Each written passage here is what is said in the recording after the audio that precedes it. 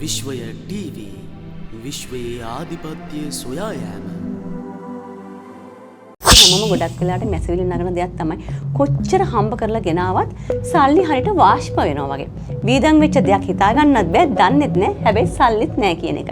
මෙන්න මේකට විසඳුමක් විදියට ඔයා මේ කෙම් ක්‍රමය අත්හදා බලන්න. ධනය අපේ වෙත රඳා පවත්ව ගන්න එක. නියංගලත් ගම චුට්ටක් බය හිතුණා නේද? ලාභ ඒකට ඒක සුදු පාට රෙදි කැලකට දාන්න. නියංගල චූටි අල කැල්ලක් අරන් එලාබයි ඒක සුදු පාට රෙදි කැලකට දාලා ගෙට ගහලා මුළු වස්සේ තියන්න. අන්න කොඩි වෙන හදි හුණීමක් වුණත් ඉවත් කිරීමේ හැකියාවක් මෙන්න මේකට තියෙනවා. ආයිබෝවන්.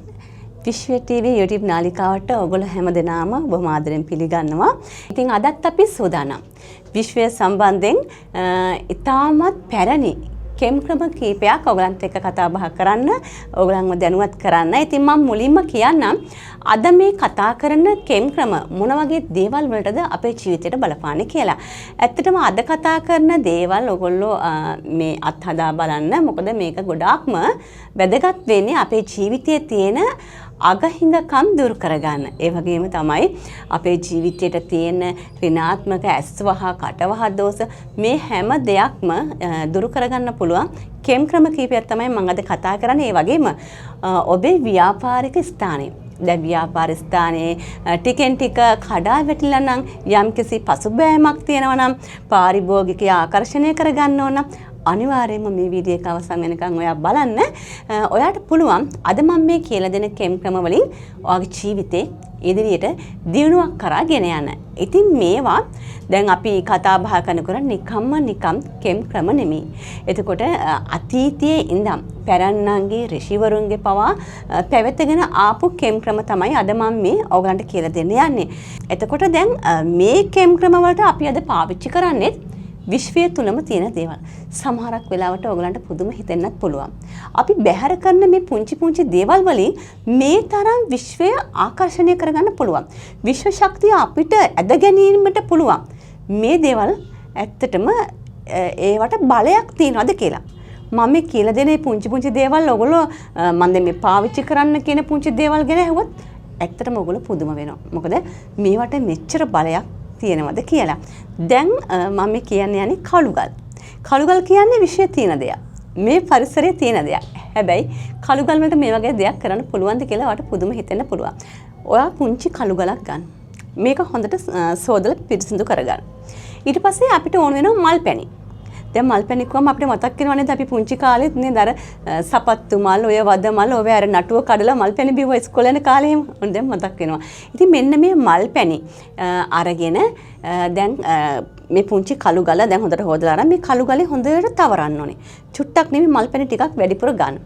කළු ගලට මල් පැණි ටික හොඳට තවරලා පුංචි සුදු රෙදි කෑල්ලක ගෙට ගහලා ඔයාගේ නිවසේ නිරිත දිසාවේ කොහේ හරි මේක තැම්පත් කරන්න ඕනේ. මේක තියන්න ඕනේ. දැන් ජනේලයක් උඩ වෙන්න පුළුවන්, උළුවස්සක් උඩ වෙන්න පුළුවන්.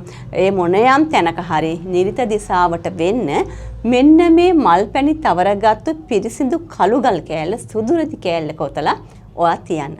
ඒ වගේම ඔයාගේ ව්‍යාපාරික ස්ථානෙත් මේක තියලා බලන්න. මේකෙන් වෙන්නේ මොකද්ද? ඇත්තටම ඔයාගේ නිවසට ධනය ආකර්ෂණය කරගන්න, ඒ වගේම විශ්වයේ තියෙන ශක්තියන් ආකර්ෂණය කරගන්න. ඔයාට දැන් දියුණුව, සෞභාග්‍ය වගේ දේවල් අපි නිතරම ප්‍රාර්ථනා කරන දේවල්නේ. ඒකෝට ඒ වගේ දේවල් උදා කරගන්න මේක මේ විදිහට භාවිතා කරන්න. දැන් ව්‍යාපාර ස්ථානයේ නම් අනිවාර්යයෙන්ම ඒ කියන්නේ ව්‍යාපාරයට ඔයාට පාරිභෝගිකය ඇද ගැනීමේ හැකියාව තියෙනවා. එතකොට මේක ශක්තියක් විදිහට අපිට ප්‍රයෝජනවත් වෙනවා. ඒ කියන්නේ කළුගල් කියන්නේ පෘථිවියේ ශක්තියක්. ඒතකොට මල් පැණි කියන්නේ මේ ආකර්ෂණ ශක්තියක්. ඒතර මල් පැණි කියන්නේ ආකර්ෂණීය බලයකට හරවන්න පුළුවන් දෙයක්. ඒතර මේ දෙක එකතු වුණාම ඔයාට පුළුවන් ව්‍යාපාර ස්ථානයේ ඔයාට පාරිභෝගිකය ආකර්ෂණය කරගන්න. එතකොට නිවසේ නම් ඒ හැම දෙයක්ම විශ්ව ආකර්ෂණයේ විශ්ව ශක්තිය තමන් මෙතන ඇද ගන්න මෙන්න මේක ප්‍රයෝජනවත් වෙනවා. ඉතින් මේවා කරලා බලන්න. දැන් මේ ගොඩාක් සල්ලි යන දේවල් නෙමෙයි නේද කළුගලක් හොයාගන්න පුළුවන්. මේකත් අපිට බලන්න විශ්වෙම දීලා තියෙන හැටි. මම ඒකයි හැම වෙලාවෙම කියන්නේ විශ්වය අපිට පුදුමාකාර විදිහට දේවල් දීලා තියෙනවා. හැබැයි අපි මේ දේවල් හරි හැටියට පාවිච්චි කරන්න දන්නේ නැහැ. දැන් ගොඩක් මේ විශ්වයත් එක්ක මේ විදිහට කටයුතු කරනකොට සමහරක් අයට ලැබෙනවා, සමහරක් අයට ලැබෙන්නේ නැහැ. මෙන්න මේ වගේ ප්‍රශ්න තියෙනවා. එයාට එහෙම ලැබෙනවානේ, මට එහෙම ලැබෙන්නේ නැහැ. මම මෙච්චර කරලත් කියලා. මේ අපි හැමදාම ඕගලන්ට මේ වීඩියෝ තුලින් දැනුවත් කරන්නේ හරියට අපි කියන දේවල් දැනගෙන ඒක අවධානයෙන් කරන්න සහ අංක 1 විශ්වාසයෙන් කරන්න. මේක කරොත් මට අනිවාර්යෙන් මේ දේ ලැබෙනවා. මට ඒක විශ්වාසයි කියන දේ හැම වෙලාවෙම හිතේ තියාගන්න. හරි. අපි බලමු දැන් දෙවෙනි කෙම් ක්‍රමය මොකක්ද කියලා. ඊට පස්සේ තමයි ඕගලන්ට ඕන වෙන තිත්ත ලැබු ගෙඩියක්. දැන් තිත්ත ලැබු ගෙඩියක් අරගෙන ඒකේ පොඩි සිදුරක් හදා ගන්න ඕනේ. තිත්ත ලැබු ගෙඩියේ පොඩි සිදුරක් හදලා කොහම හරි මිරිස් කරල් 7ක් අඟුරු කෑලි කීපයක් පොඩිවට කඩලා දැන් මේ ලැබු ගෙඩිය ඇතුළට කොහොම හරි දාන්න ඕනේ. මිරිස් කරල් 7යි අර අඟුරු කෑලි ටිකයි දාන්න ඕනේ. දාලා මේක වහනවා. වහලා ඔයාගේ නිවසේ ප්‍රධාන, ඒ කියන්නේ ඔළුවස්ස තියෙනනේ මේ ඉස්සරහා ප්‍රධාන දොරටුව ගාව තියෙන තැන එල්ලන්න ඕනේ. දැන් මේක එල්ලලා තියන්න. ඊට පස්සේ ඔයාට දැන් කොහොමත් මේක නරක් වෙනවනේ. මේක නරක් වෙනවා. හැබැයි මේක කොහොමත් නරක් වුණාට අර නිකන් තියෙන ලබු ගෙඩියක් නරක් වෙන විදිහට නෙමෙයි. ඔයා බලන්න ඒක ඔයාගේ නිවසේ එල්ලලා තිබ්බහම අසුබ දේවල් ඔයාගේ ජීවිතේට ඔයාගේ නිවස වටා හෝ ඔයා වටා මම අර හැම වෙලෙම කියන වගේ විශ්වයේ ධනාත්මක ඍණාත්මක විදිහට දෙකක් තියෙනවා. ඒතර මේ ඍණාත්මක බලවේගයෙන් අප වටා කැරකෙනවා නම් මෙන්න මේ ලබු ගෙඩිය එල්ලුවම ඔයාට බලපාන ඍණාත්මක හැම දෙයක්ම මුලින්ම උරාගන්නේ ලබු ගෙඩියට. ඒකට උරාගෙන ඒක ක්‍රමක්‍රමයෙන් කුණු වෙලා යනවනේ. ඊට පස්සේ අපි ඒක විසි කරනවා. දැන් ඔයාට මෙතෙක් බලපාපු ඒ ඍණාත්මක බලවේගයන් අඳුරු දේවල් අන්නර ලබු ගෙඩියත් එක්කම කුණු වෙලා විසි වෙලා ඉවත් වෙලා යනවා. තේරුණාද? එතකොට දැන් මේකත් ඔයා කරලා බලන්න. ඇත්තටම මේ අපේ ජීවිතයේ තියෙන මෙන්න මේ කියන අඳුරු ඍණාත්මක දේවල් ටිකෙන් ටික මේ කෙම් ක්‍රම වලින් ඈත් වෙන්න ඇත්තටම පුදුමාකාර විදිහට ඔයාගේ ජීවිතේ කලෙලි වෙනවා. ඒක තමයි ඔයාගේ දියුණුවේ රහස. අපිට විශ්වයෙන් ලබා දෙන දියුණුවේ රන්දරටු.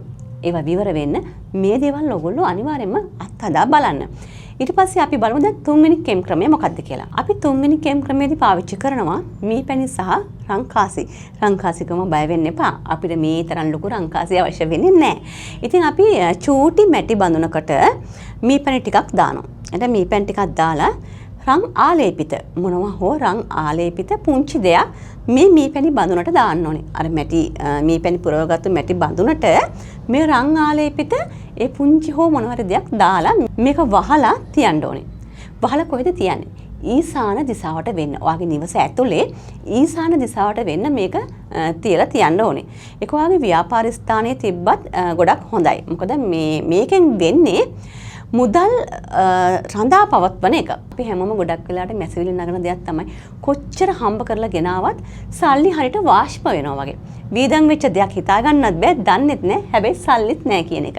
මෙන්න මේකට විසඳුමක් විදියට ඔයා මේ කෙම් ක්‍රමය අත්හදා බලන්න. මේකෙන් වෙන්නේ ධනය අපේ වෙත රඳා පවත්ව ගන්න එක. හැබැයි වැරදියට තේරුම් ගන්න එපා. දැන් අපි ධනය රඳා පවත්ව ගන්නවකම අපි හම්බ කරන් එන දේ මුළු අවුරුද්ද පුරාවටම රැඳෙන්නේ නෑනේ නේ. අපි හම්බ කරන්නේ කන්න බොන්න අපේ අවශ්‍යතාවයන් සපුරා ගන්න අපි මුදල් හම්බ කරනවා. හැබැයි මේ හම්බ කරාට අපිට සමහරක් වෙලාවට හිතනවා මේ ගෙනාපු මුදල් අපි ඒ වටටමද ඒ දේවල් වලටමද වියදම් කරේ කියලා. අර මේ කියන්නේ වියදම් කරපු විදියක් හිතා ගන්න බෑ. අර මං කිව්වා වගේ වාෂ්ප වෙනවා වගේ කියන්නේ. ඉතින් ඒ වගේ. අන්න ඒ වගේ තියෙනවා නම් ඔයා මේක අනිවාර්යයෙන්ම අත්හදා බලන්න. එතකොට ඔයාගේ අර අනවශ්‍ය වියදම් නාස්ති වෙන ඒවා වෙන්නේ නැහැ. ඒතර අවශ්‍ය දෙයකට වියදම් වෙනවා. නිතරම ඔයාගේ මුදල් පසුම්බිය වුණත්, ගෙදර වුණත් මුදල් රඳා පවත්වා ගැනීමක් සිද්ධ වෙනවා. ධනය තැම්පත් වීමක් වගේ කියලා අපි කියන්නේ.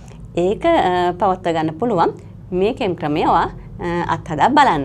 ඊට පස්සේ අපි බලමු හතරවෙනි කෙම් ක්‍රමය. හතරවෙනි කෙම් ක්‍රමයට අපිට ඕන වෙන්නේ නියඟල. නියඟල කියවම චුට්ටක් බය හිතුණා නේද? නෑ. නියඟල සමහරක් වෙලාට මම එකයි කිව්වේ දැන් විශ්වයේ සමහර දේවල් අපිට හිතා ගන්න බෑ.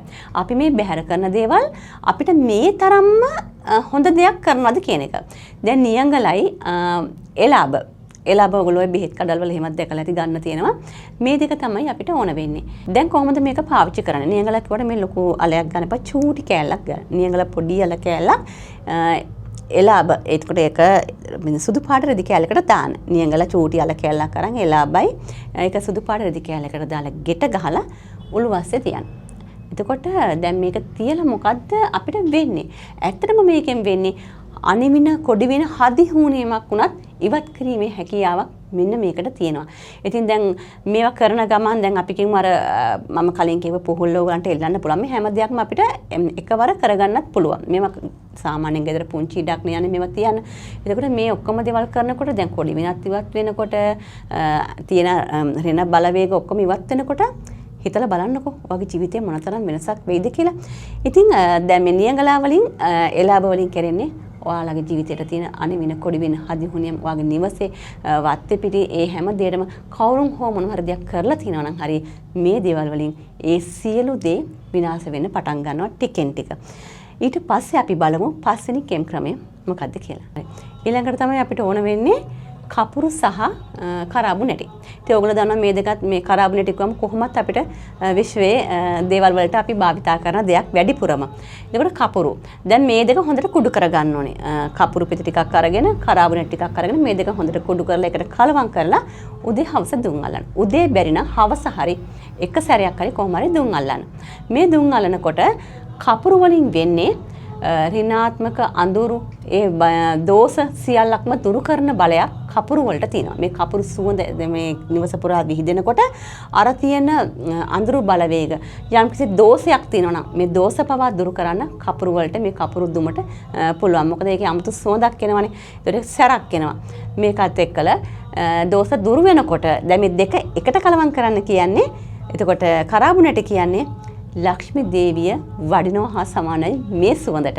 එතකොට කරාබු නැටි වලේ සුවඳට සිරිකත ධනය වාසනාව උදා වෙනවා. එතකොට මේ දෙක එකට කුඩු කරලා අපි දුම් අලනකොට එක පැත්තකින් කපුරු වලින් අපේ දෝසන්ධකාරයන් දුරු වෙනකොට කරාබු නැටි වලින් අපිට සිරිකත සෞභාග්‍ය වාසනාව මේ පැත්තෙන් උදා වෙනවා. ඉතින් ඇත්තටම බලන්න විශ්වයේ මොනතරම් හාස්කමක් අපේ ජීවිතේට සිද්ධ කරනවද කියලා ඇයි අපි මේකට ප්‍රමාද වෙන්නේ.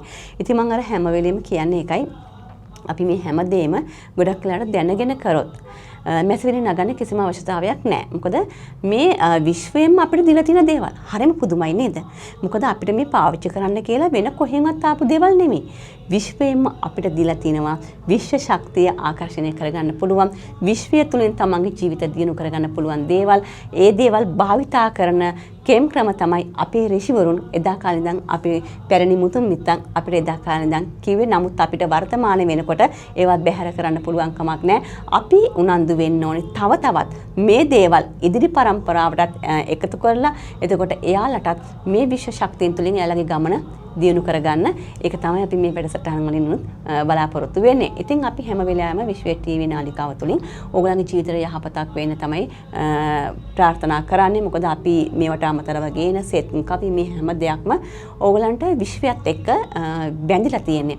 ඒ විශ්වය සම්බන්ධම දේවල් තමයි අපි ඕගොල්ලන්ට සමීප කරන්නේ. මොකද මේ වෙනකොට ගොඩක් දෙනෙක් විශ්වය කියන දේ පිළි අරගෙන ඉවරයි. මොකද ඒක බැහැර කරන්න පුළුවන් කමක් නැහැ. සහ විශ්ව ශක්තිය, විශ්ව ආකර්ෂණය එහෙනම් මේ නිර්මාණය කරපු, මේ නිර්මාණය වෙච්ච, මේක බිහි කරපු විශ්ව මාතාව මේ වෙනකොටත් මිනිස්සුන්ගේ හදවතේ කියන්නේ තැම්පත් වෙලා ඉන්නවා. නේද? ඉතින් අපි විශ්ව මාතාව නිතර සිහි කරනවා. පුරුද්දක් විදිහට දැන් මිනිස්සු පෙළඹිලා තිනවා. උදේ හවස බුදුන් වැඳලා ඊට පස්සේ නිින්දට යනකොට උදෑසන අවදි වෙනකොට නේ විශ්ව මාතාව සිහි කරලා ස්තුති කරලා ඒ දේවල් කරන්න ස්තුති කරලා නිින්දට යන්න. මේ හැම දෙයක්ම ගොඩක් දෙනෙක් අපි දකිනවා. දැන් පුරුද්දක් කරගෙන තිනවා. ඇත්තටම හොඳයි. අපිට විශ්වය තුළ මේ දේවල් අපි දැනගන්න මේවා ක්‍රියාත්මක වෙන තමයි අපේ ජීවිතයට යහපත සලස ගන්න පුළුවන් වෙන්නේ. සමහරක් වෙලාවට මමත් කල්පනා කරනවා අතීතයේ ඒ කියන්නේ මගේ ජීවිතයේ පහුගිය කාලේ වෙච්ච සිද්ධි මමත් ඔය නිකන් එනකොට ගොඩක් වෙලාවට නින්දට ගියාම විශ්ව මාතාව විශ්වය ගැන මම හිතනවා. ස්තුති කරලා නිදා ගන්නවා. ඒ වෙනකොට මට හිතෙනවා ගොඩක් වෙලාවට අහවල් තැනදී මේ තැනදී මට පිහිට උනේ විශ්ව මාතාවනේ කියලා. එහෙම තැන් ගොඩක් මගේ ජීවිතයේ තියෙනවා. දැන් වෙනකොට හැරිලා බලද්දි. ඉතින් ඒ නිසා මම ඔයගලන්ට කියන්නේ විශ්වය කියන්නේ නිකම්ම දෙයක් නෙමෙයි. විශ්ව මාතාව කියන්නේ නිකම්ම දෙයක් නෙමෙයි. ඒ නිසා මේ කියන කෙම් ක්‍රම භාවිතා කරන හරි විදිහට බොහොම හිතේ දැඩි විශ්වාසයකින්. ඉතින් ඔයගලන්ගේ ජීවිතයේ දියුණුව සෞභාග්‍ය වාසනාව විශ්ව මාතාවගේ පිහිටෙන් උදා වෙන්න කියලා මම හදවතින්ම ප්‍රාර්ථනා කරනවා. විශ්ව ටීවී YouTube නාලිකාව subscribe කරලා තියාගන්න. ඔබේ ජීවිතයට යහපත ගෙනෙන නාලිකාව. ඔබ හැම දිනාටම විශ්ව මාතාවගේ පිහිටයි.